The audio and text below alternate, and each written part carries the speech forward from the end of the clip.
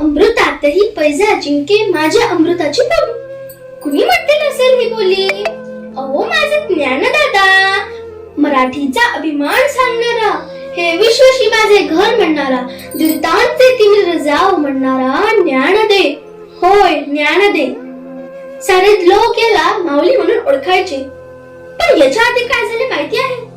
आम्ही 4 भावंड, निवृत्ती दादा, ज्ञानदादा, सोपान दादा आणि मी, सर्वांची लाडकी चिमुकली मुक्ताई. कुणावर येऊ नये असे संकट आमच्यावर आले. आम्ही माय बापा विना पोरके झालो. पण निवृत्ती दादाच्या छायेत विठोबा रुक्माईला आम्ही मायबाप मानू लागलो आणि जगू लागलो. आम्ही छन्नसाची मुले, सारे लोक आम्हाला त्रास देई, टोचून बोले. पण ज्ञानदादाने आणि निवृत्ती दादाने आम्हाला खूप समजावून सांगितले आणि मी नकळत जणू त्यांची आईच झाले. पण एकदा मात्र मला खूप मोठी गोष्ट करावी लागली.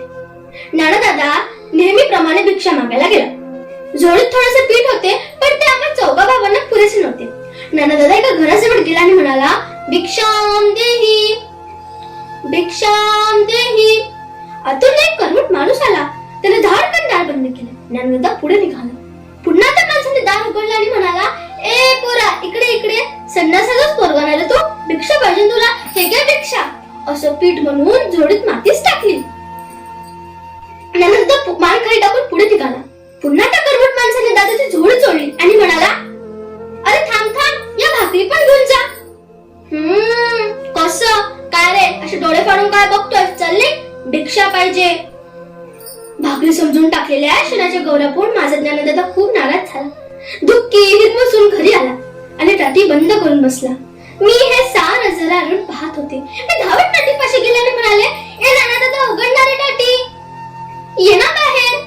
पण छे, खूप वेळ झाला. मी व्याकुळ झाले. मग मी त्याला म्हणू लागले, अरे ज्ञानदादा, तिथे शेत पिकतं, तिथे तण असणारच, केवडाला नागाचा बिडका असणारच, फुलाला काटे असणारच. आणि काय रे, तूच आम्हाला सांगतोस ना, संतांनी जगाला शिकवायचे असते. ए ज्ञानदादा, ये ना बाहेर. ज्ञानदादा ऐकलंस? योगी पावन मनाचा, सह्य अपराध जनाचा, विश्वरागे झाले वन्नी, संत सुखी व्हावे पाणी, शब्दशास्त्र झाले क्लेश, संती म्हणावा उपदेश, विश्वकटी भ्रमित दोरा, ताटी उघडा ज्ञानेश्वरा. ए ज्ञानदादा, कोणी वाईट वागलं तर क्षमा करावी हे तूच सांगतोस ना, आणि आता स्वतःच रागून बसलाय. अरे तुला दुःख देणारा, तुझा अपमान करणाऱ्या लोकांची तर बुद्धी भ्रष्ट झाली असणार. पण म्हणून तू का कष्टी होतोयस? सारे जग जरी आगीसारखं राग झालं तरी संतांनी पानासारखं शीतल असायला हवं. दाताने जीभ चावली म्हणून कोणी पत्तीशी तोडतं का? दुष्ट लोकांनी केलेली निंदा ही आपल्याच उदाहरणासाठी केलेला उपदेश म्हणून उलट त्यांचे उपकारच मानले पाहिजे. या खोडबट लोकांवर सारे जगावर असायचं. तुम्हा सारे संत मंडळींवरती तर खूप मोठी जबाबदारी आहे. तुम्ही सारे विश्वात तारायला पाहिजे. पण मीच सांगितलं पाहिजे, कारण ज्ञानदादा, दमले रे मी, पण दुखले रे माझे. तुला तुझ्या बहिणीची दया येत नाही का?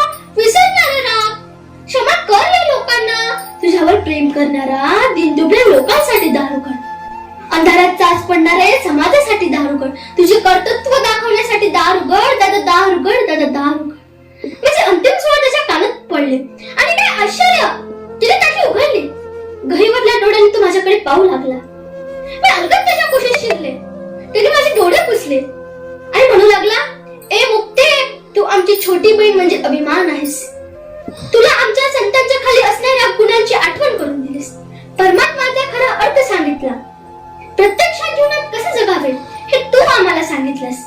आता मला विश्व कल्याण कार्यात सहभाग घ्यायचा आहे. विश्वाशी माझे घर बनवायचे आहे. बाप आणि रुक्माईला प्रसन्न करून घ्यायचे आहे.